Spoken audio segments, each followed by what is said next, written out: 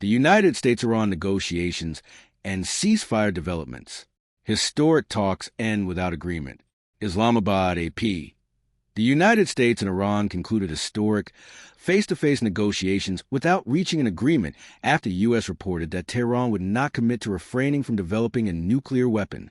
This unresolved issue has left the status of fragile, 2-week ceasefire uncertain. Details of the negotiations. Vice President J.D. Vance, who led the American delegation, stated that the talks lasted 21 hours in Islamabad, the capital of Pakistan. Despite extensive discussions, Iran did not provide a clear commitment not to pursue nuclear weapons. Vance's remarks did not clarify what might happen after the initial 14-day ceasefire period, which was agreed upon by the U.S., Iran, and Israel. Pakistani mediators urged both the U.S. and Iran to continue honoring the ceasefire. Pakistan Foreign Minister Ishaq Dar emphasized the importance of maintaining the ceasefire, expressing his country's intention to facilitate further dialogue between Iran and the United States in the near future. Iran has not issued an official statement regarding the talks. Background and ongoing tensions. The negotiations in Islamabad began Saturday, just days after a fragile ceasefire was announced.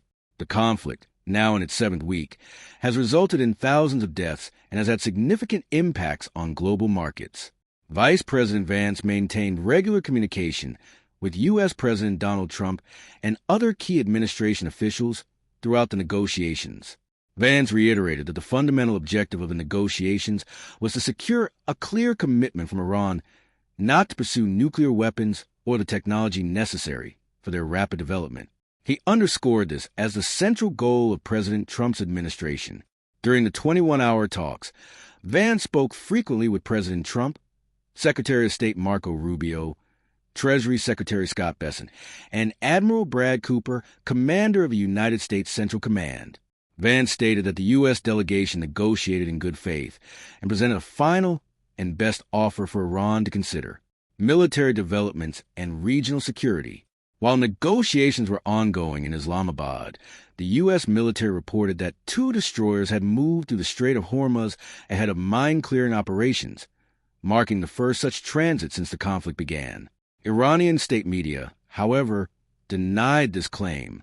President Trump told journalists that the U.S. was actively working to clear the strait, regardless of the outcome of the negotiations.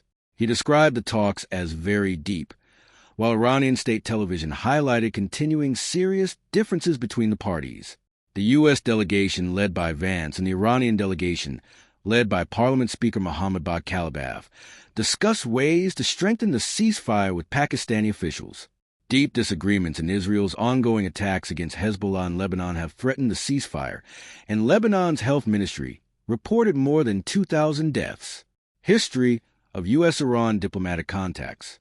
Since the Islamic Revolution in 1979, the most direct contact between the U.S. and Iran had occurred in 2013, when President Barack Obama called Iran's newly elected President Hassan Rouhani to discuss the nuclear issue. Subsequent negotiations led to the 2015 Iran nuclear deal, with talks spanning more than a year. The current talks featured Vance, who has limited diplomatic experience, and Kalibaf, a former commander of Iran's Revolutionary Guard, known for his strong statements since the conflict began. Iran's preconditions and demands. According to Iran's state-run news agency, the 3-party talks commenced after certain Iranian preconditions were met, notably a reduction in Israeli strikes on southern Lebanon. Iran's delegation presented red lines during meetings with Pakistani Prime Minister Shehbaz Sharif. These demands included compensation for damages from U.S.-Israeli strikes that initiated the war on February 28, as well as the release of Iran's frozen assets.